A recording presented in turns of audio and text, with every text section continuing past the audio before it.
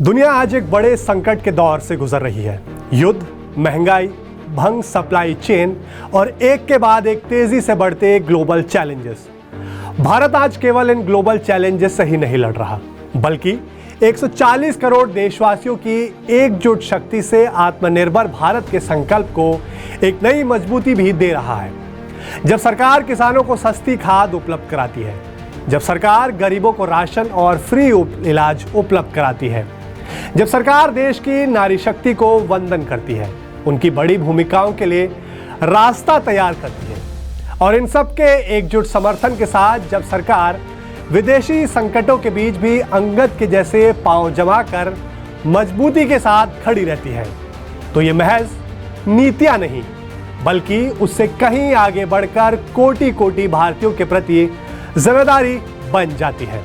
सरकार अपनी भूमिका बेहतरीन ढंग से निभा रही है, लेकिन अब वक्त है हम भी देश के प्रति कर्तव्यों को निभाने के लिए सरकार के साथ कंधे से कंधे मिलाकर उठ खड़े हों। ये वक्त है हर नागरिक के योगदान का। आज थर्सडे थ्रिलर का विशेष एपिसोड समर्पित है आत्मनिर्भर भारत का निर्माण करने वाले इन्हीं छोटे छोटे संकल्पों को, जिन्हें अपनाकर अब हमें देश के प्रति अपने कर्तव्यों को निभाना है।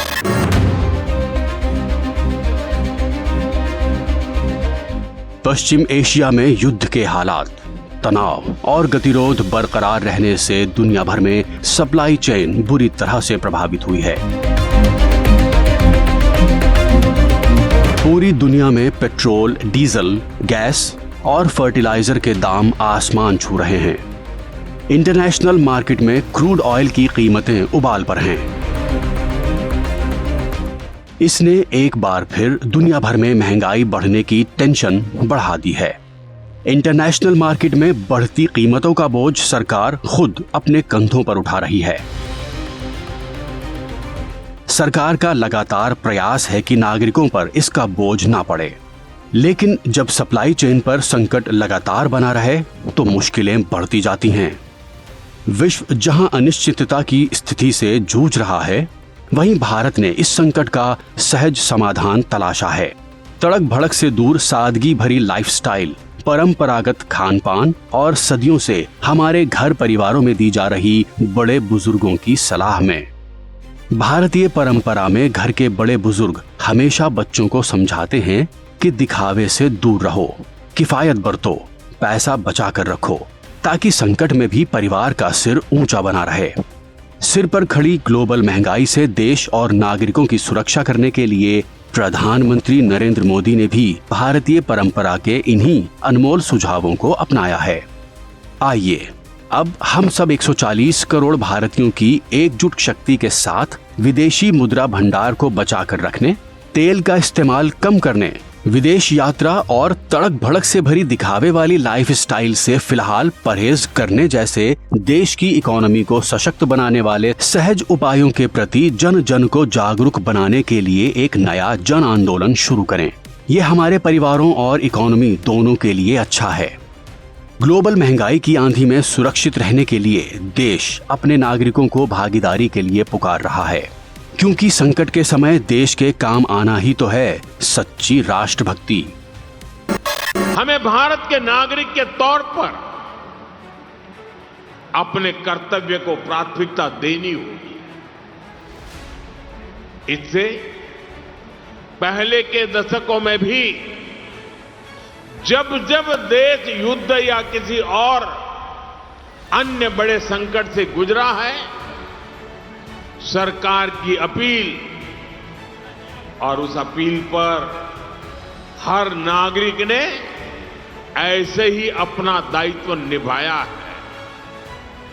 आज भी जरूरत है कि हम सब मिलकर अपना दायित्व निभाएं, देश के संसाधनों पर पड़ने वाले बोझ को कम करें। वर्क फ्रॉम होम को प्राथमिकता। कोरोना महामारी के ग्लोबल संकट के समय देश की प्रगति की रफ्तार जारी रखने में सबसे महत्वपूर्ण भूमिका निभाई थी सरकार की इनोवेटिव पहलों ने।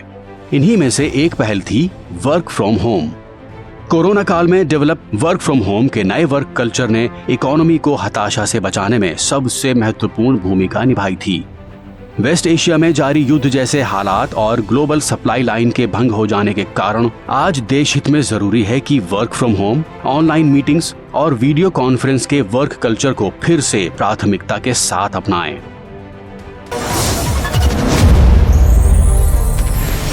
गोल्ड खरीदना कम करें। क्या आप जानते हैं भारत हर साल अपनी घरेलू डिमांड का 90% गोल्ड यानी करीब 700 से 900 टन गोल्ड विदेशों से इंपोर्ट करता है और इसका भुगतान करने के लिए $50 बिलियन से $60 बिलियन से ज्यादा की कीमती विदेशी मुद्रा हर साल खर्च करता है। गोल्ड को लेकर हमारा ऑब्सेशन और ग्लोबल लेवल पर गोल्ड की कीमतों में आया उछाल भारतीय इकोनॉमी पर एक्स्ट्रा बर्डन क्रिएट कर रही है। सबसे चिंताजनक तथ्य ये है कि इंपोर्ट जितना ज्यादा बढ़ेगा, देश का व्यापार घाटा या ट्रेड डेफिसिट भी उतना ही बढ़ेगा। क्रूड ऑयल की कीमतें बढ़ने के कारण अब चिंता भी बढ़ रही है और भारत के विदेशी मुद्रा भंडार और भारतीय करेंसी पर दबाव बढ़ रहा है। इसलिए आइए कम से कम 1 साल तक हम गोल्ड खरीदना कम करें और विदेशी मुद्रा भंडार की सुरक्षा में सरकार का साथ निभाएं। मेट्रो पब्लिक ट्रांसपोर्ट प्रयोग करें। पश्चिम एशिया में युद्ध जैसे हालात और टैंकर सप्लाई बाधित होने के कारण पूरी दुनिया में पेट्रोल और डीजल के दामों में तेज बढ़ोतरी देखने को मिल रही है। सरकार पिछले 2 महीनों से देश को इस संकट से बचाने का लगातार प्रयास कर रही है। नागरिकों पर पेट्रोलियम मूल्य वृद्धि का बोझ न पड़े, इसलिए सरकार सारा बोझ अपने कंधों पर उठा रही है। लेकिन अब हमें एकजुट होकर पेट्रोल और डीजल का उपयोग कम करना होगा। इसके लिए जहां मेट्रो सुविधा है वहां ज्यादा से ज्यादा मेट्रो से सफर करें। अगर कार में ही जाना हो तो कार पूल का विकल्प अपनाएं और दूसरे लोगों को भी साथ ले जाएं। इलेक्ट्रिक व्हीकल का इस्तेमाल करें और अगर कहीं सामान भेजना हो तो कोशिश करें कि ट्रक के बजाय ज्यादा से ज्यादा रेलवे की सर्विस लें। खाने में तेल का इस्तेमाल कम करें। आपको जानकर हैरानी होगी कि भारत दुनिया के सबसे बड़े कुकिंग ऑयल के खरीदारों में शामिल है। हालांकि सरकार देश में तिलहन उत्पादन को मिशन मोड में प्रोत्साहित कर रही है, लेकिन फिर भी देश अपनी जरूरत का लगभग 60% कुकिंग ऑयल विदेशों से इंपोर्ट करता है। पश्चिम एशिया युद्ध संकट के कारण इंटरनेशनल मार्केट में कुकिंग ऑयल की कीमतों में भारी उछाल देखा गया है। पिछले 2-3 महीनों में ही कुकिंग ऑयल के दाम 30 रुपए प्रति लीटर तक बढ़ गए हैं। युद्ध जैसे हालात के कारण कुकिंग ऑयल सप्लाई के शिपिंग रूट बदलने पड़े हैं, जिससे माल ढुलाई की लागत बढ़ गई है। इसका सबसे ज्यादा असर सूरजमुखी तेल, पाम ऑयल और सोयाबीन तेल की सप्लाई पर पड़ा है, जिनके लिए भारत बड़े पैमाने पर आयात पर ही निर्भर है। आइए रोजमर्रा के खाने में हम कुकिंग ऑयल का इस्तेमाल कम से कम करने का प्रण करें और ऐसा करके ओबेसिटी को दूर भगाने के साथ कुकिंग ऑयल का इंपोर्ट बिल कम करने में सरकार का साथ निभाएं। केमिकल फर्टिलाइजर की जगह प्राकृतिक खेती को अपनाएं। भारत दुनिया का दूसरा सबसे बड़ा फर्टिलाइजर प्रोड्यूसर होने के साथ साथ दूसरा सबसे बड़ा कंज्यूमर भी है। केवल खाड़ी क्षेत्रों की बात करें तो भारत को अपनी जरूरत का 20 से 30% यूरिया, 30% DAP और 50% LNG खाड़ी देशों से इंपोर्ट करना पड़ता है। पश्चिम एशिया संकट के कारण इंपोर्टेड केमिकल फर्टिलाइजर की कीमतें बढ़कर लगभग 2 गुनी हो गई हैं। पश्चिम एशिया संकट ने न केवल इंपोर्टेड फर्टिलाइजर की लागत बढ़ा दी है, बल्कि घरेलू उत्पादन को भी महंगा कर दिया है। सरकार ने स्पष्ट संकेत दिया है कि इसका बोझ किसानों पर नहीं डाला जाएगा, लेकिन इससे सब्सिडी बिल तेजी से बढ़ रहा है। इसके अलावा खेतों में केमिकल फर्टिलाइजर इस्तेमाल करने के अपने नुकसान भी हैं। नेचुरल फार्मिंग में इन सब का सहज समाधान है। सरकार किसानों को इस संबंध में जागरूक बनाने के साथ नेचुरल फार्मिंग को अपनाने का एक देशव्यापी अभियान भी चला रही है। आइए अपने खेतों में केमिकल फर्टिलाइजर का इस्तेमाल बंद करने का प्रण लें और विदेशी मुद्रा की बचत के साथ देश की मिट्टी को सेहतमंद बनाने में योगदान दें। स्वदेशी अपनाएं। महंगे इंपोर्ट से देश के फॉरेन एक्सचेंज की सुरक्षा करने, विदेशी सप्लाई चेन पर निर्भरता कम से कम करने और भारत को आत्मनिर्भर बनाने का एक ही मंत्र है और वो है स्वदेशी अपनाएं। स्वदेशी यानी देश में ही बनने वाली चीजों के इस्तेमाल से हमारी अपनी लोकल इंडस्ट्री को बढ़ावा मिलता है, रोजगार के अवसर बढ़ते हैं और देश को विदेशी मुद्रा की बचत होती है। वोकल फॉर लोकल के साथ स्वदेशी उत्पादन को अपनाने से विदेशी इंपोर्ट पर देश की निर्भरता कम होती है और भारतीय इकोनॉमी को ग्राउंड लेवल पर मजबूती मिलती है। तो आइए देश का साथ निभाएं, स्वदेशी अपनाएं। विदेश यात्रा की जगह अपने देश को जानें। सरकार का लक्ष्य है कि लोग विदेशों में डेस्टिनेशन वेडिंग जैसे अनावश्यक खर्चे कम करें ताकि रुपये पर दबाव ना पड़े। विदेश यात्राओं पर बड़ी मात्रा में डॉलर खर्च होते हैं। संकट के समय में इस खर्च को कम करना अब देश के लिए जरूरी है। फॉरेन टूर पर जाने वाले भारतीयों को स्वदेश दर्शन या डोमेस्टिक टूरिज्म के लिए प्रोत्साहित करना ही सरकार का असली उद्देश्य है। अगर हम भारतीय विदेशों के बजाय भारत में ही घूमने पर खर्च करते हैं तो घर का पैसा घर में ही रहेगा और डोमेस्टिक टूरिज्म को जबरदस्त प्रोत्साहन मिलेगा और सबसे ज्यादा फायदा होगा लोकल इंडस्ट्री दस्तकारों और शिल्पकारों को। इस एक कदम से ही हम हर साल अरबों डॉलर देश से बाहर जाने से बचा सकते हैं।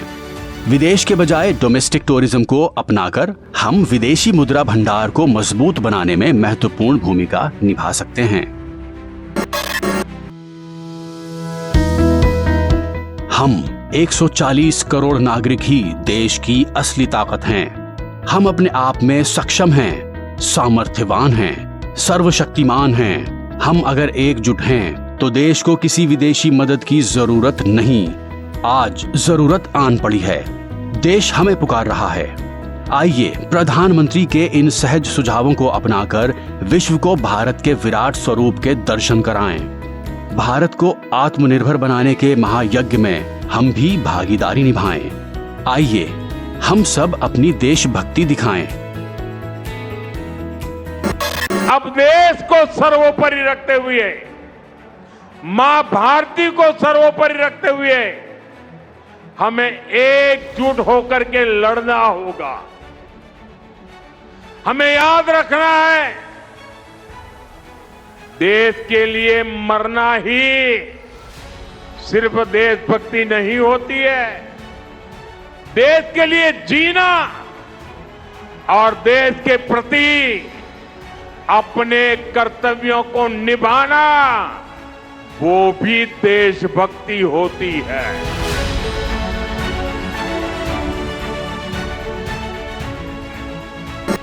संकट चाहे कितना भी बड़ा क्यों ना हो, जब 140 करोड़ नागरिक एक साथ खड़े होते हैं तो हर चुनौती छोटी पड़ जाती है।